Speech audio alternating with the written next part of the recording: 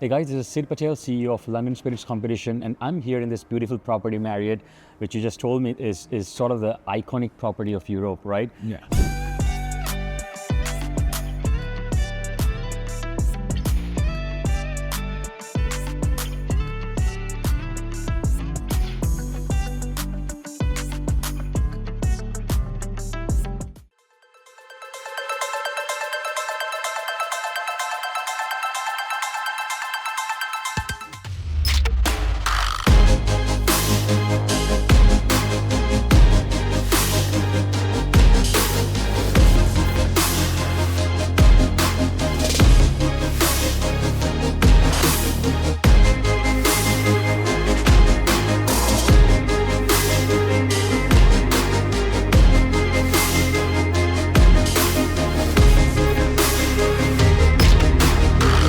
Thanks for having me here, Thank Rui. We're going to chat with Rui Tavares. You know, he's one of the finest bar managers and bartenders out in London, and we're going to touch base on sustainability. A lot of talk is going on around sustainability. This episode is all about practical ways, if you are a bar manager or bartender, you know, in sort of implementing those techniques. And I think UK is a great example. A lot of countries do catch up to UK when it comes to trends, and I think let's dive the conversation there. So why don't you give us a little context about your journey, Rui, and how did you end up here? Well, so I've moved to London 9 years ago, and I started in here as a bartender in another Marriott property in East London. And then with the things that I was doing in there, it came the opportunity to join this beautiful property as a head bartender back in end of 2017. And it's been an amazing journey so far. All the challenges that it comes, the adaptations that you need to do with the business, the ever evolving the COVID area. So Absolutely. it was a lot of misshaping and getting things back on track. But it's been an amazing journey as a gin-focused bar that we have in here. So it's always been something, new products to come, so new things to do, getting the originality of the guys as well to build new things around the products that we have. So it's been a really nice journey.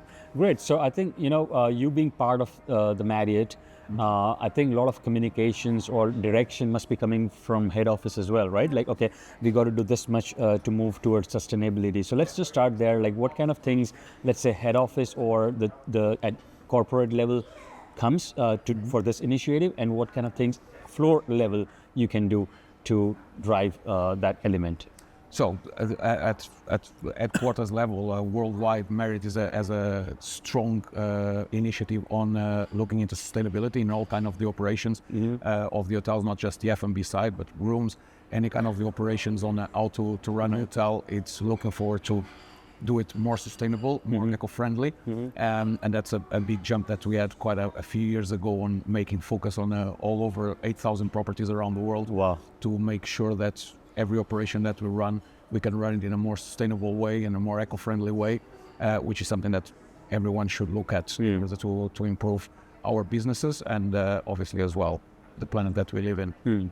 So let's go into the details, right? Like what is sustainability to you? As far as the bar manager goes, what comes to your mind? Like, what can you do? Well, there's a lot of things that we've implemented in here. For example, one of the big things, for example, with the plastic straws and the reduction of the plastic, obviously to remove all the plastics, and we included the pasta straws back in 2019 already, which it's a biodegradable option, just a food that can be applied on the drinks. It lasts way longer, for example, than paper ones that get all soggy, so it kind of gives a completely different experience to the guest as well. Those was one of the first sustainable initiatives that we did, and obviously running a bar as more sustainable as you can be. A lot of people have the perception of being sustainable comes along with being more expensive. Doesn't necessarily need to be. Sometimes you actually save costs on other things. One other initiative that we did, for example, was the implementation of the tonic fountain from the London assets that we have nice, at the top of the bar. Can dispense 5 different types of flavor tonics, which for us is a huge help as well, as we are a gin bar, so it's majority of our spirits category is going to be coming through gin cocktails, gin and tonics.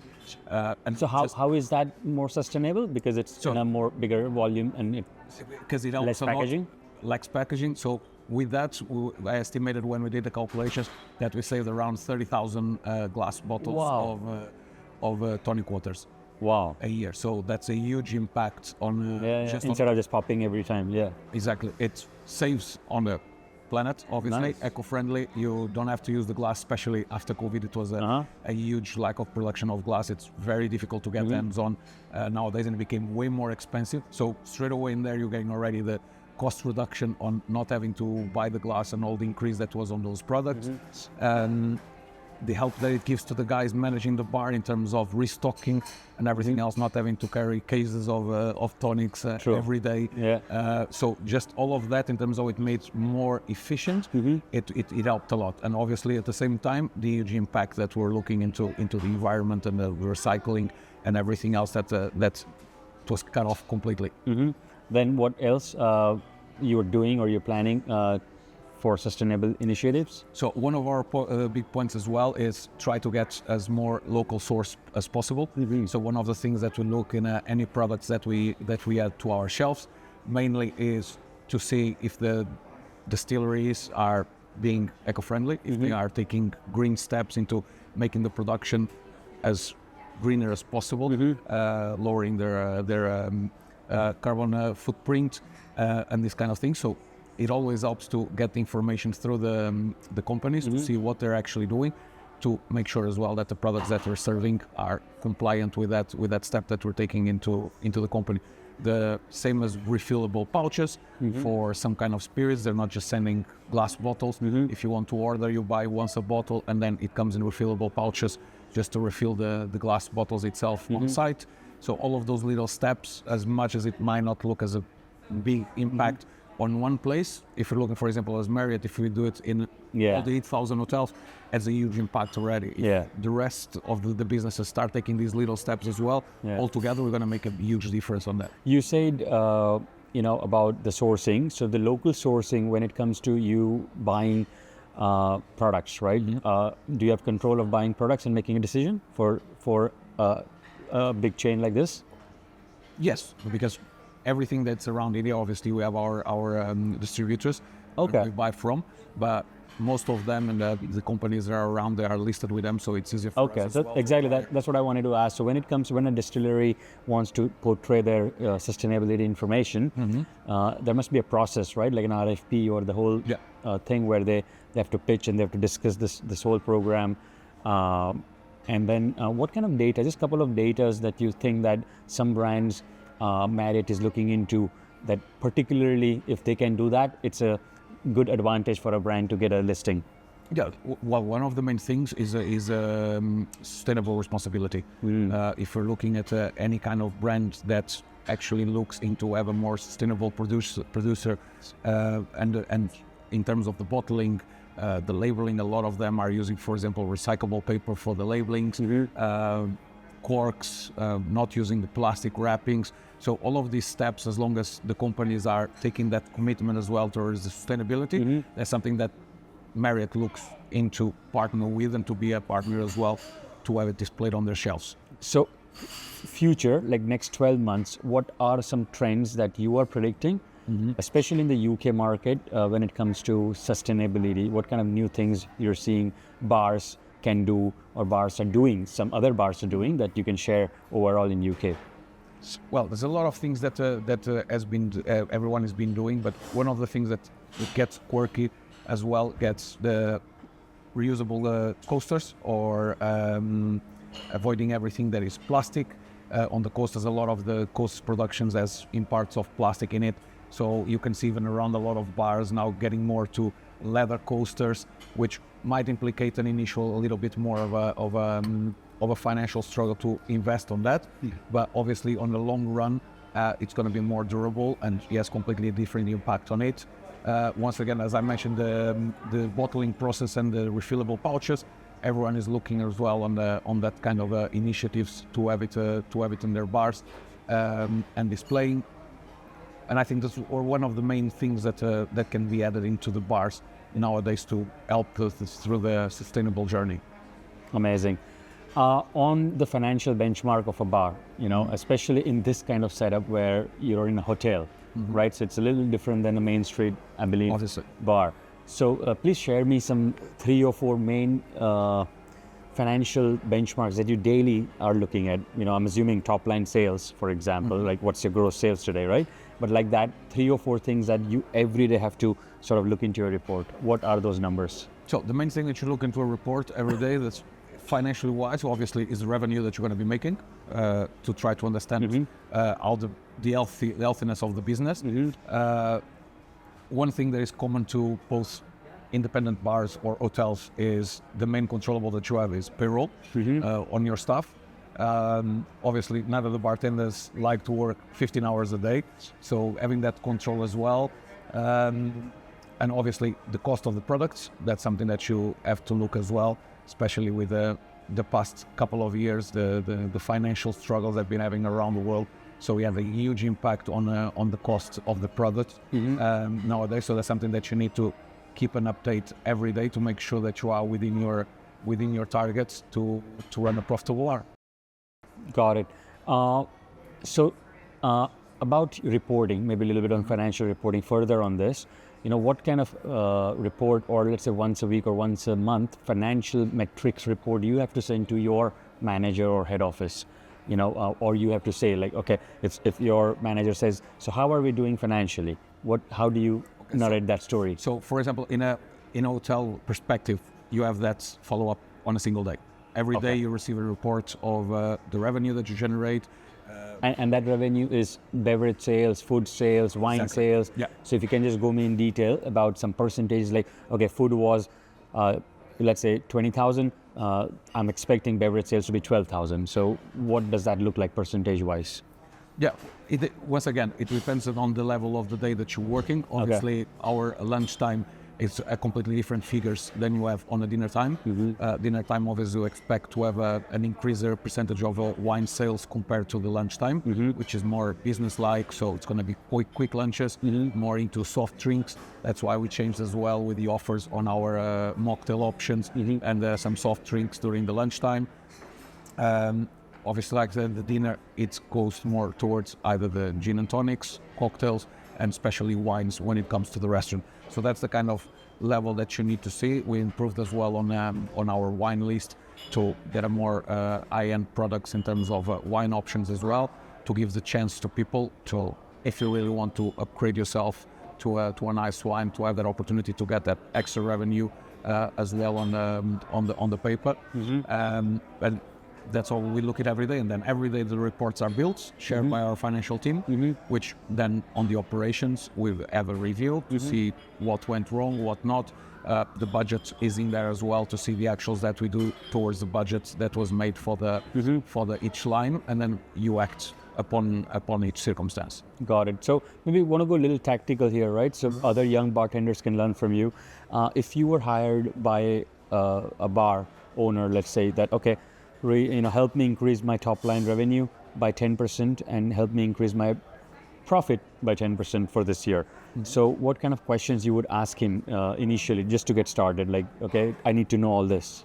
Well, one of them, first of all, was the cost of the products that are being there. Okay. And obviously the selling price as well, because that obviously is going to have a direct impact on your both the revenue and the profit that you get out of each product. And then the strategies as well that might be in place, because it's easier just to say, oh, let's increase 10% the revenue or 5% the profit. But then how is your message getting to the public? Got it. Are the people aware? Like, so basically, what are you doing in marketing? How are you? Exactly.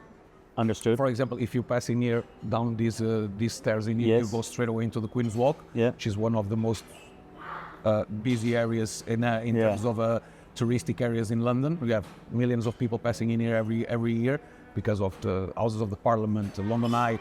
So obviously brings a lot of footfall, and we built a digital signage downstairs with our offers, a big picture of a nice steak, and the little offers that we do for lunchtime. For example, on these windows you can see steak and chip toaster. That's 15. Brings a lot of people. We can lunchtime. It amounts for around 70 to 80% of our this deal. Pretty good deal. £15 for a steak for the location. In this, So it brings a lot of people. Like I said, we're between 70 to 80% of our of the amount of guests that we have on lunchtime comes directly through these. Wow. So it's about the strategies that you put in place to bring people in, and then obviously as the impact of how well you train your team to sell your products. True. Because the first step is you need to bring people in. Agree. And then the second step, You need to convert. Yeah. how your And then you need to upsell, the third step, I exactly guess. how your guys inside of your bar are Yeah. gonna make the people enjoy their time in here, sell the products that you have, and most important of all, how they're gonna leave that desire of people to wanting to come back and to pass the word to other people of the experience that they have in here. Understood. So I want to go back. Let's say you have 4 waiters / junior bartenders / bartenders helping you to run a bar, for example. Now, you know that if that X person goes to a group, usually as an average, he normally or she normally gets the sale done. It's a much higher item, or a cocktail is sold or something. More beverage sales happen just because of that person, and maybe that other person, just something is not happening. So is there, like, in reports, like, you would have the rep name as well assigned? So when you assign a table, I'm just trying to understand the behind the scene business. And then when your report says, it will say the rep, the name of the person. So okay, this person has not been like this. Why are we not getting beverage sales from that table? You can get reports for each person as well. And then what kind of conversations, let's say, you do? You ask them, how does a one-to-one meeting look like with that person? So it obviously depends on the person, depends on the circumstance, the level of knowledge. Obviously, everyone is different. Some people are more comfortable into upselling and to talking with other people. One of the things that I've discovered and found out throughout the years and managing teams, it all comes as well with the confidence on the knowledge that the bartenders or the staff has. That's why it's important as well. We do every day daily meeting where we do a taste panel with both food and a different beverage every day. Either it's a wine or gin or soft drinks, to kind of get that information fresh in their heads as well, to get the knowledge so they understand what is it the products that we are advertising on the menus. And the more you build that and that trust and that knowledge into them, that's how they start developing. You start seeing that increase on the sales. One of the initiatives that we have in here, it was one of the first things that I've implemented when I joined in here, was the gin of the month. So every month we partner with a different gin brand, which once again, it needs to fill into certain categories. One's sustainability, how sustainable they are, the responsibility that they have, the quality of the product, the history behind the brand as well, which is always an amazing upselling point to our guests. And so you always have new things for repeat customers, right? Like, okay, this month we're having this. Every month is sharing. So then we have around the hotel, there's a digital signage with pictures of the promotions that we're having. And then obviously the brands come on site to do a training about the product to the staff. And then we run an incentive with all the staff, both the restaurant and the bar, to say throughout that month who sells the most of those products. And then obviously it gives a little bit of a competition between them, which is always good.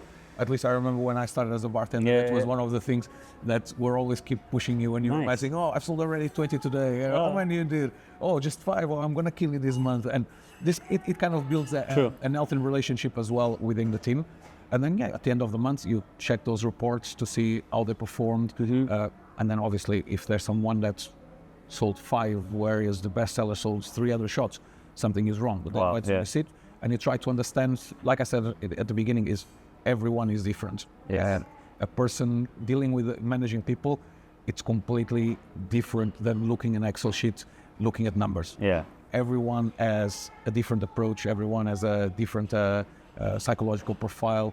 Some people get more confident just being outside with the tray, talking with guests. Others just prefer to be inside of the bar, shaking the cocktails and making those concussions coming extremely beautiful. So it's how you balance that and you try to get the best out of people, but always trying to understand them first, what might be the struggles that they're having, if it's knowledge-wise, if it's just lack of confidence, and then try to build on that to improve them. Got it. One last one on, a tourist sort of place where 50% of your visitors would be, let's say, tourists. I'm assuming. What are the 3 or 4 drinks that you think are an easy sell? Like when you go first, like if you had this 3 or 4, it's a better conversion because it's just they prefer that when they're on holidays or So one, there is a no-brainer, especially around here with the either with American market or English market. For San Martini is something that even when we're not having it on the menu before was always one of the best sellers. There's no arguing that. There's no point to go around because that's Everyone asks for it. Yeah, there's no point on it. You still, once again, is a type of cocktail that you can get a good margin on it. Yes. Done well, people really enjoyed it, and it seems to be a big trend in the UK as well. So it's always a good one. We do deal with a lot of American markets in these hotels specifically as well, but the Marriott brand as it is. I think a lot of Americans prefer to stay here as well. Yeah. The American market are kind of, they like the familiarity of what they have. So traveling abroad of the United States and coming and seeing a familiar brand as Marriott is, which is an American brand essentially, they always tend to come and where they feel comfortable, and having that kind of market, especially whiskey-based cocktails as well as such as. So you would have a bourbon or something. Yeah. We have quite a big selection of bourbons as well, and obviously vodkas as well. Especially American vodka stitches is a killer. Good point. Yeah. And then what would be like in wine, like or maybe I'm assuming sparklings, I'm sure, but apart from that, like what kind of reds 2 or 3 which usually that you offer when it's just someone for lunch, like just a 101 that is an easy offer? We have a really nice selection, for example, of Portuguese wines as well on an entry level, and Spanish. One big market that we have is on American wines as well, from Californian wines. So they perform really well as well. And that's where most of the go-to around, I would say, around the Portuguese and the American wines. Bartending as a fun side of it, which you can enjoy, get to know people from all around the world. It's one of the upper sides of this business, and we also have fun and enjoying concussions that you can do. It is indeed a business in the end. If the business is not healthy and profitable, the biggest chance is that we as bartenders are going to lose a job. So it is always important to make sure that we give the best experience to our guests, that we can create the best concussions possible. We're always looking to the financial side of, instead of using a 100 pounds a shot type of beverage, what can we use instead that is going to produce the same type of flavor and the same balance into a cocktail that's going to still give an extremely amazing experience to the guests. On the other hand, still make it a nice and profitable product to serve.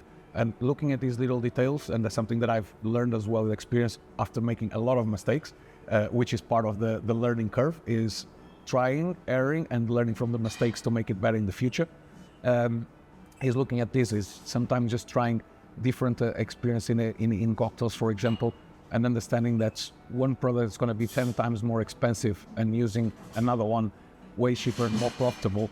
The end result with all the mixes that you're going to make, the blends that you're going to make inside of a cocktail, that's not going to make that huge difference. It's going to just adding a cost into it rather than adding any value on the palate. So he's looking into these little details into it that can make little changes, a more profitable bar and an operation, and in the end still give an amazing experience to the guests that come to visit us.